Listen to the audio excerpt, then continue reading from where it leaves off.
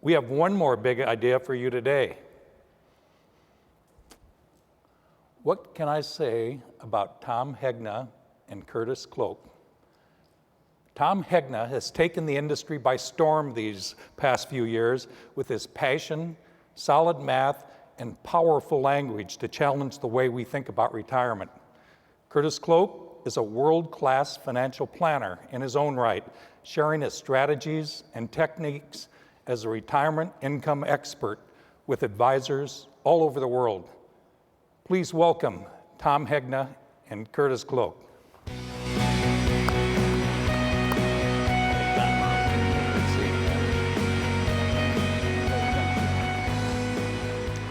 All right, good morning, NAIFA. It's great to be back. Look, I know our industry has some challenges. I know NAIFA has some challenges, but when I look out and see the officers and executives here, I know there's nothing we cannot accomplish. I'm a proud 25-year NAIFA member, and I'll tell you what, we got a lot of stuff that we can bring to this industry. So, look, the last time I was here was in Seattle. I talked about paychecks and playchecks. I talked about the math and science behind a successful retirement.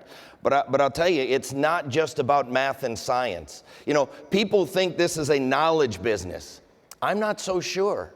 You give me an iPad, 30 minutes, and the internet, and I can figure out just about anything I need to figure out. See, I think this is a words business. This is a language business. This is a questions business, and this is a stories business. When you can combine the math and science and the facts in a presentation with a story, you create an unbeatable combination. And what I want to do today is just demonstrate two quick stories, all right? Look, I happen to believe that, well, it's Life Insurance Awareness Month. I happen to believe your clients have no idea what this low interest rate environment has done to their life insurance. In fact, let me be so bold as to say I think everyone in this room is underinsured for life insurance in the current low interest rate environment, and let me try to prove that. In a 1% interest rate environment, how much life insurance do you need to protect $50,000 of income? The answer is $5 million.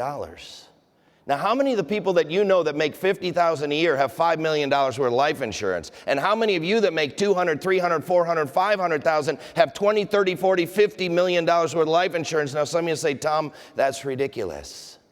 Okay. How much life insurance do you need in a 5% interest rate environment to protect $50,000 of income? The answer is $1 million, and that's not ridiculous. What if from this point forward, on every appointment we went on, we recommended no less than $1 million for every $50,000 of income? Let me now tell you a story, and this is a true story. It happened to me in the last 90 days. It was in June. It was the week after MDRT. I'd been gone for a week. I spent the weekend at MDRT, and then I was gone for the rest of the week. I was gone for 13 straight days. I had to do laundry on the road. I came home for one day, and I left for 6 days. And a few days before, and so you can imagine what my one Saturday looked like. I had 2 weeks of expenses to get done. I had to prepare for the next week. I got a wife, I got 4 kids. My day was all packed. And just a few days earlier, my oldest boy, Ryan, gave me a call. He said, Dad, I need a favor. My best friend's brother just died a few weeks ago, and his wife, the widow, just got her death claim check, and she wants to talk to you. Can you meet with her on Saturday? I said, Ryan, I've been gone for 13 days. I'm leaving for 6 days. My whole schedule's booked. I don't even know this woman. I knew the family. I did not know the widow. I said, look, I can't drive around the valley looking for somebody I never met before, but here's what I'll do. If they come to our house, I'll meet with them. Well, guess what? The widow, the brother, and the dad came to my house, sat at my dining room table, and after I gave my sympathies and condolences, she said these words, I never thought I'd be a millionaire. It was $1 million death claim. She said, here's what I would like. I would like to build a custom house on a lake with a place for my daughters to play. I don't want a cookie cutter house. My husband didn't like cookie cutter houses. And I had to literally interrupt her mid-sentence, say, ma'am, time out. Time out. We're talking $1 million in a 1% interest rate environment. That's only $10,000 a year. Now, maybe you can get $30,000, $35,000, $38,000, but every expert I read says you cannot take out 4%, especially she's only 47 years of age. This had to last her for her whole life. I said, we're talking about $38,000 a year. You're not a millionaire. Look, she was shocked. She said, I got $50,000 of bills sitting on my kitchen table. My husband made $250,000 a year. I got 2 little girls. What am I supposed to do? Now let me ask you a question. What if they'd followed my advice of having at least $1 million for every $50,000 of income? How much life insurance at a minimum should he have had with $250,000 of income? At least $5 million. Now if she'd have sat down with $5 million, could we have had a different conversation? Now I say that, and I look out here, and I'm wondering how many people in the audience today, if something happened to you on the way home, would have a similar situation. Look, my number one life insurance idea for Life Insurance Awareness Month is this. Number one, get your own life insurance set. You might have to double it, triple it, quadruple it, whatever it takes, do it, and then call your 50 best clients and tell them what you did. You can blame it on me. You can say they flew in this guy from Arizona, he freaked me out, I had no idea what this low interest rate environment did to my life insurance. Now, I just demonstrated to you using facts and then a story. I told you that you need to have at least $1 million for every $50,000. Some of you didn't believe me. But as soon as I brought in that story, a true story of a widow, you got to see what I was talking about. You see, I want you to do that when you're out with your clients. Tell them some facts and then tell a story. But now I know what you're thinking. You're saying, yeah, but Tom, you got those stories. I don't have those stories. Borrow some stories. My next story, I'm going to borrow one, all right?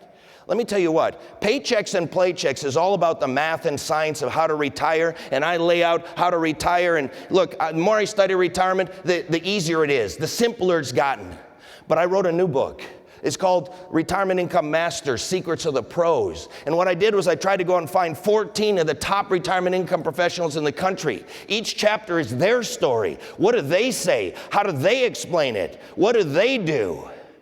There's a lot of great people in here. Rao Garuda landed from India with $7 in his pocket. He's made 21 consecutive top of the tables. John Homer, who uses life insurance and annuities to take money out of the estate with a lifetime income annuity. It goes out of the estate and he builds it up outside of the estate with life insurance. But I want to just focus, Christy Mueller, the #1 female agent at New York Life. How does she do it? But I'm going to focus on one guy up there, Dick Austin. See, Dick Austin has been talking about guaranteed lifetime income for 40 years. They used to think he was cuckoo because the market was going up 25% a year, and he said you need guaranteed lifetime income. But here's a story he told of why you need lifetime income annuity. He said there was a family from Boston that had never been to the desert before. They'd never seen sand dunes. They'd never seen a cactus. They'd never seen a coyote or a lizard or a tarantula or a rattlesnake, but they wanted to. So they booked a trip to Death Valley, California. And they were going to go through Death Valley, through Nevada into Arizona. And they booked it for the middle of July. It was 126 degrees. When they landed, 126 degrees. You can fry eggs on the pavement, but it's okay. They had a big old Lincoln Continental with ice cold air conditioning. And they went out on the journey and they were having the time of their lives. Look at this sand, it goes on and on and on. Oh, look at the cactus after cactus after cactus. Look at the coyote, there's lizards everywhere. Oh, there's a rattlesnake eating a rabbit. They were having the time of their lives. But as the day got long, somebody noticed the gas tank was almost on E. And the next town's 100 miles away. Well, now panic ensues. The air conditioner goes off, the windows come down, the heat of the day comes in, they start sweating. Now they start fighting and arguing. How could you be so dumb not to fill the tank when we're going through Death Valley? Hey, how fast should we drive? The guy in the back says, I think we ought to speed it up to 95 because it's pretty flat. We'll coast for a few miles if we run out. The guy on the right side, he said, no, slow this baby down to 30. We need to save fuel. The other guy said, I read a report once. It's 52.4 miles per hour is the optimal speed. But they're fighting, they're arguing, they're sweating, they're miserable. And all their eyes are on the gas gauge and it's going down, down, down. And they all knew they were going to run out. They just didn't know when. And he said, that's why you need a lifetime income annuity. You see, everybody thinks running out of money is about the day you run out of money. He said, no, it's all those years in retirement when you're fighting and you're arguing and you're sweating and you're miserable and all your eyes are on the gas gauge and it's going down, down, down, and you know you're going to run out. You just don't know when. See, having a lifetime income annuity is just like having a quarter tank of gas taking you all the way across Death Valley.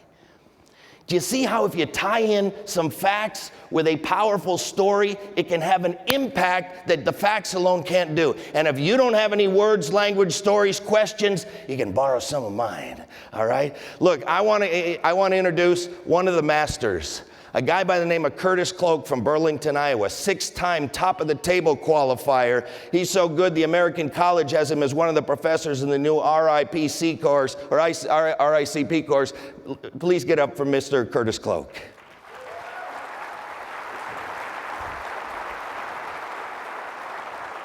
Thank you. Well, there's another story I want to tell you about. How many of you have heard of President Nicolas Sarkozy? Now, what did he do?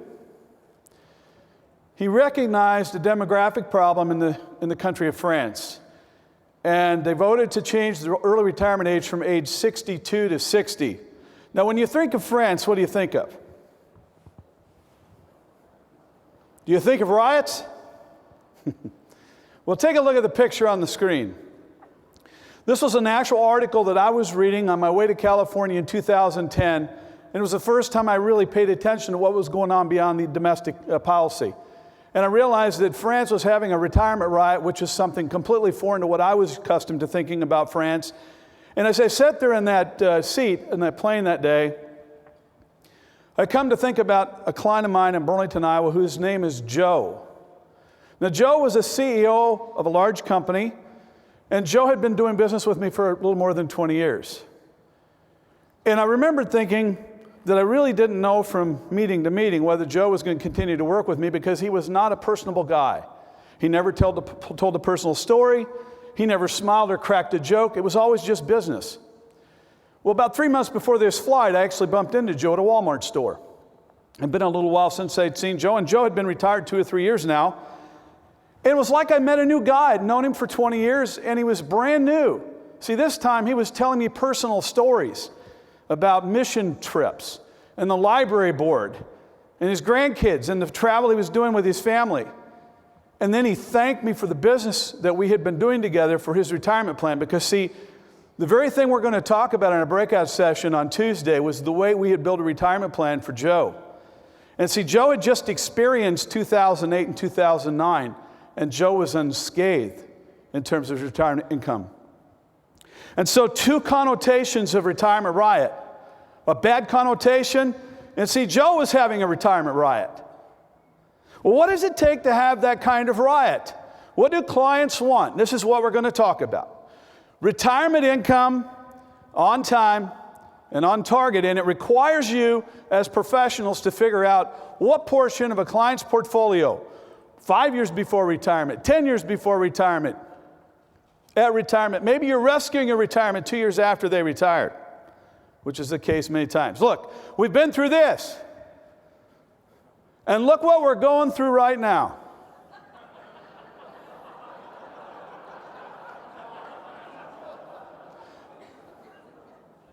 You know, it ain't funny, because we're getting ready in the United States to have our own retirement riot. See what this chart says.